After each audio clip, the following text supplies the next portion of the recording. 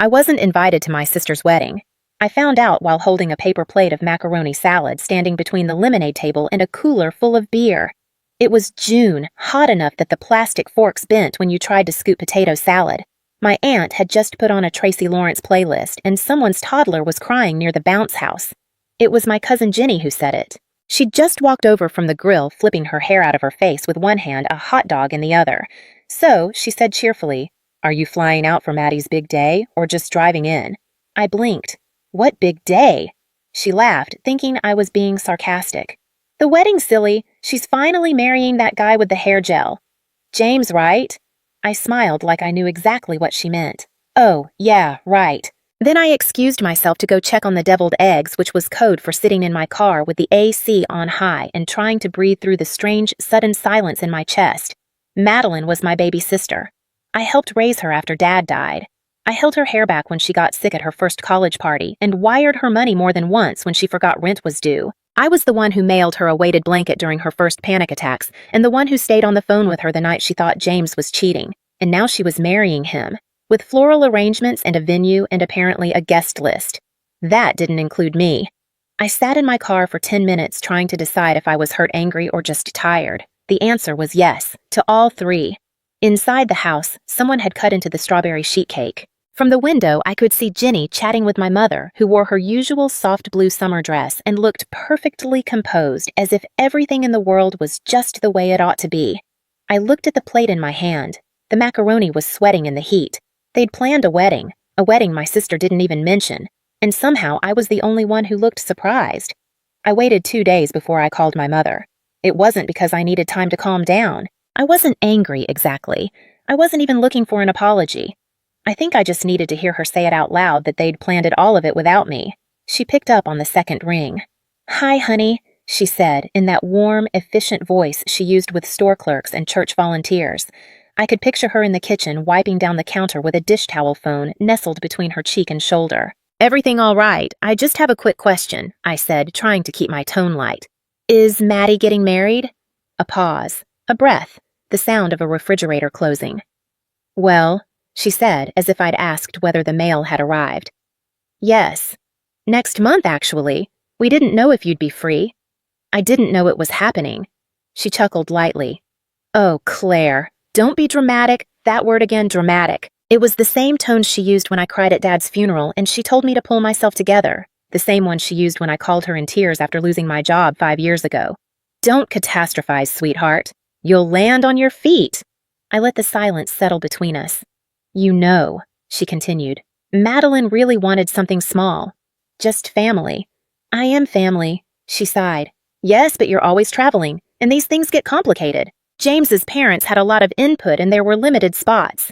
"You understand." I didn't, but I knew better than to say that. "You're not mad, are you?" she asked, suddenly softer. "I'm not sure what I am."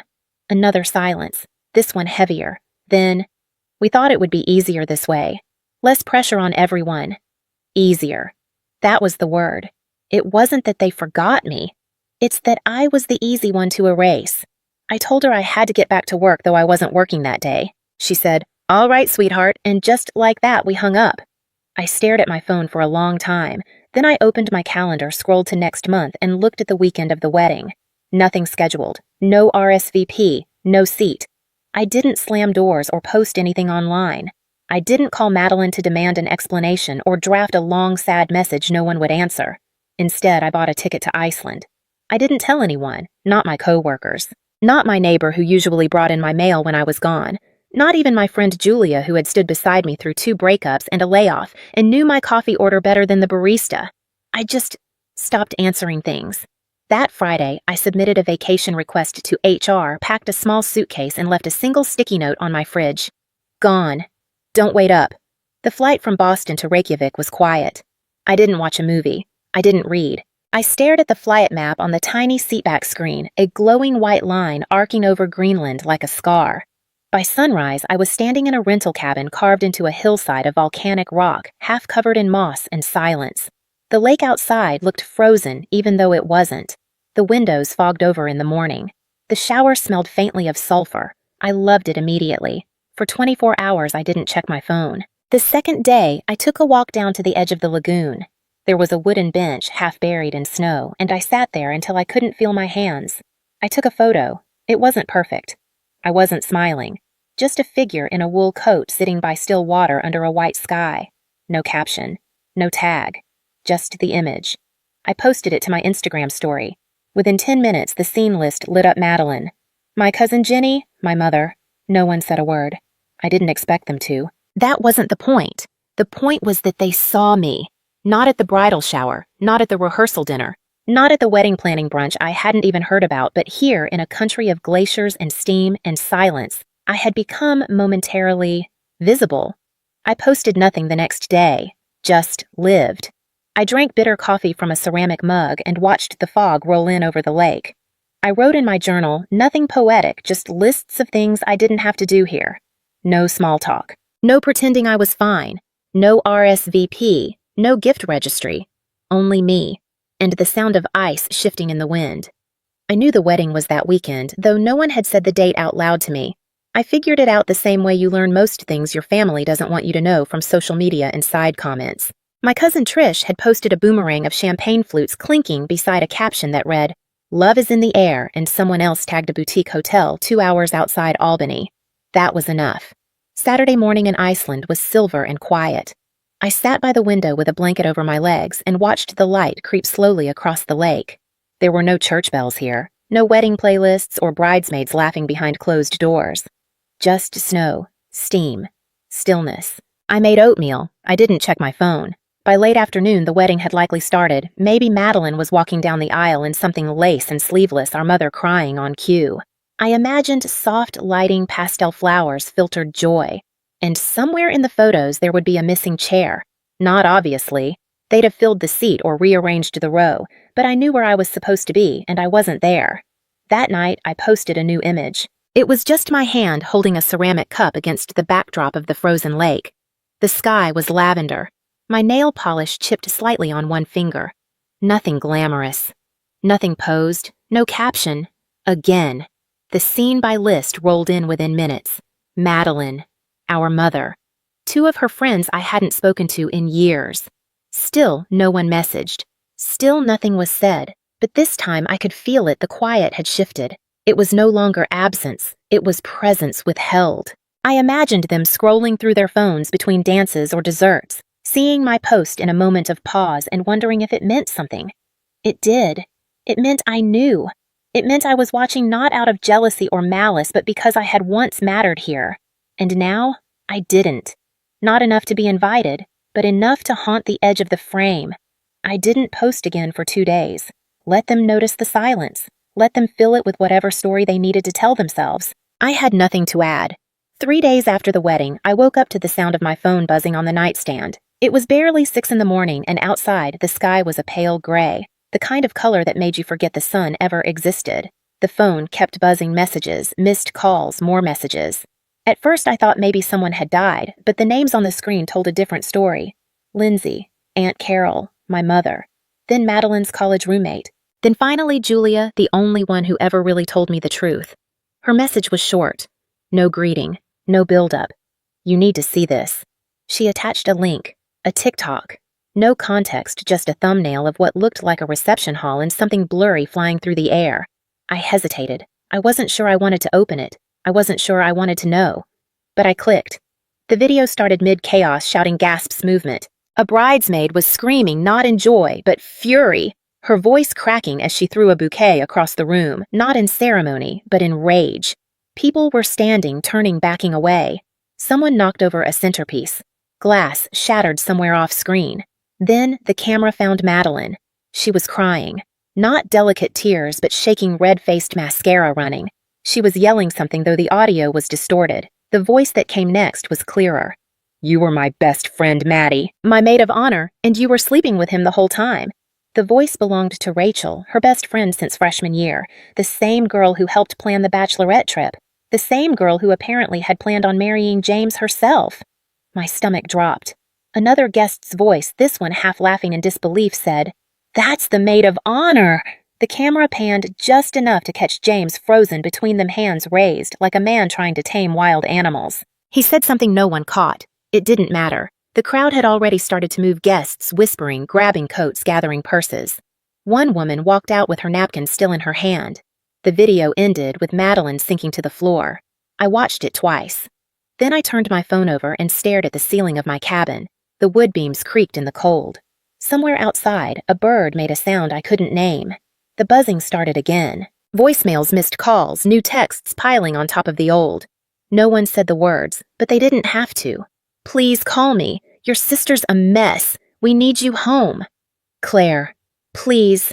By noon, I had a voicemail from my mother, her voice wobbling in and out like a radio signal from another life.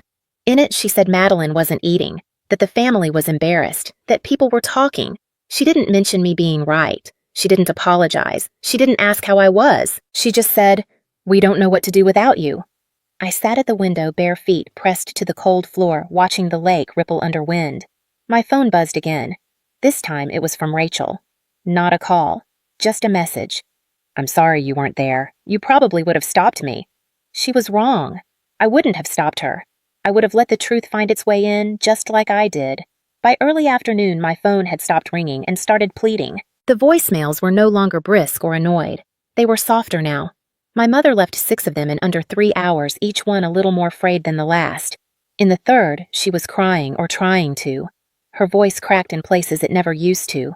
"Claire," she whispered, "your sister is devastated. I don't think she's left her room since Saturday. We don't know what to say to her. We need you home. You've always been the strong one, the one who holds everyone together." That line again, the strong one, the one who knew how to carry things, who never asked to be carried. I didn't respond. Instead, I boiled water for tea and stepped outside, letting the steam warm my face while the wind cut through my sleeves. The sky above me was endless, low-hung quiet.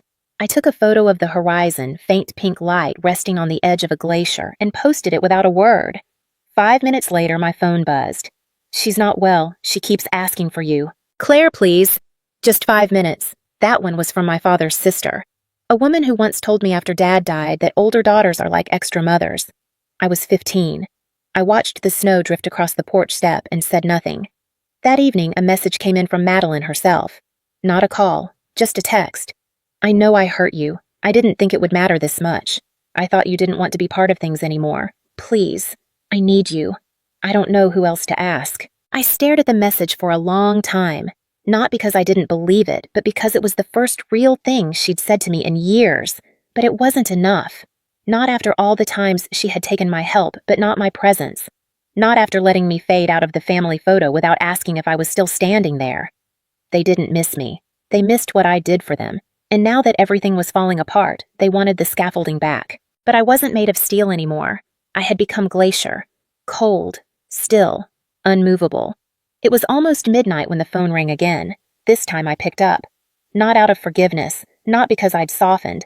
I just didn't want the silence to say everything for me. "Claire." My mother breathed like she'd been holding her voice for hours. I didn't speak. She waited, then filled the space the way she always did, with explanation disguised as care. "She's not doing well," she said quietly. "Madeline, she barely eats. She doesn't come downstairs. She keeps asking if you've responded." I could hear the clink of something ceramic in the background. Her kitchen, most likely. Probably the same blue teacup she always used when she needed to appear gentler. "I wish you were here," she added. I looked out the window of my cabin. Outside, the lake had turned to glass. The sky was low and endless, the kind of cold that made sound feel smaller.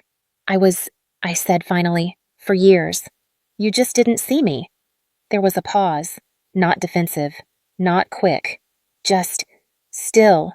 "I didn't know you felt that way," she said, her voice thinner now. "You never said." No one asked. She let out a breath. Not quite a sigh. Just the sound of realizing there's no script left that still works. "I'm sorry," she said, but it came out like a question.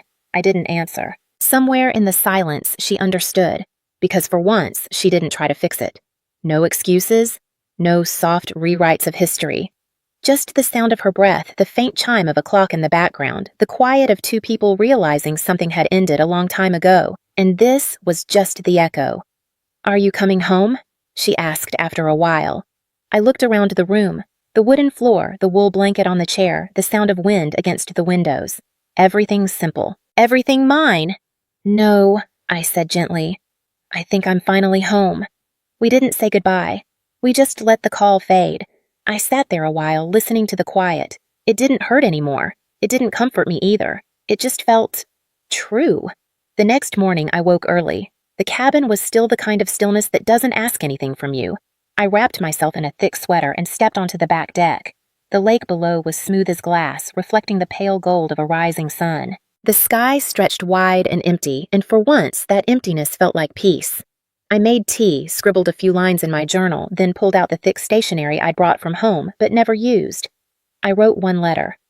Short, plain. No accusations. No lists of what had been done or left undone. Just this. I hope you find peace. I hope you tell the truth. I hope next time the invitation comes before the apology. Claire. I signed it with my full name, folded it carefully, addressed it to the house I grew up in, no return address. I walked into town later that day and dropped it in a red post box near a bakery that smelled like cardamom and ash. The man behind the counter nodded as I passed, recognizing me from the morning before. Cold today, he said. I smiled. Not as much as yesterday. On the way back, I stopped by the edge of the lagoon. A single bench faced the water. I sat for a while sipping coffee from a paper cup, watching the steam rise and disappear. My phone was still in my pocket, untouched. When I returned to the cabin, I posted one last photo. A chair, wooden empty, framed by snow. Beyond it, the lake. No caption, but I knew they'd see it. Not because they followed me, but because people always notice what's missing once it's too quiet for too long. That night, I didn't check messages. Didn't scroll. Didn't wonder what they were saying back home. Instead, I made soup, lit a candle, pulled a blanket across my lap, and read the same page of a book 3 times, not because I was distracted, but because I wasn't in a hurry to leave the quiet. There was no victory in this. Just clarity. No closure. Just space. And for the first time in years, I didn't feel erased. I just felt still.